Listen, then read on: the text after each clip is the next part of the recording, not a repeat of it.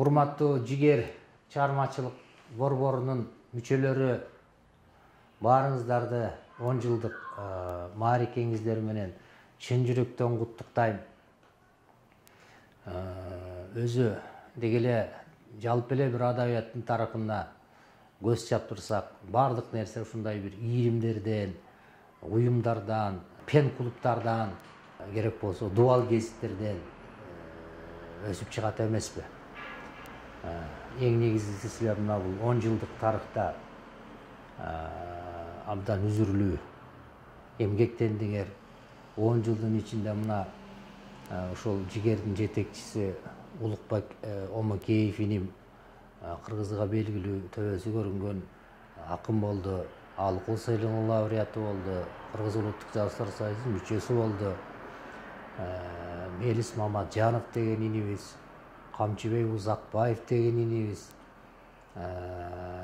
Ошондой эле кыздардан Букалча Маматали кызы, Назгүл Каныбековдун кыздарыбыздын китептери чыгып, ошол коомчулукка белгилүү болуп калышты. Булардын ысымдары, сиздердин ысымдарыңыздар мына Кудай буйруса ошол 21-кылымдын адабиятында азыркы учурда жаш акын катары өзүңөрдүн ордуңар бар деп эсептейм.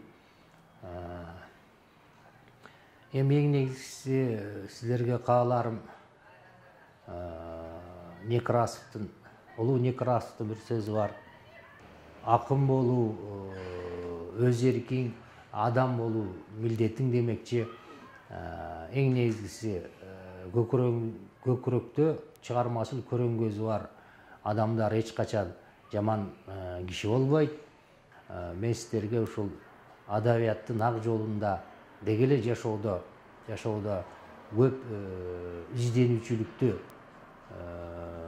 көп изденүүчүлүктү жана аракетчилдикти каалайм.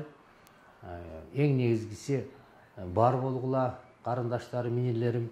10 жылдык маарекеңиздер кут болсун, бар болуңуздар.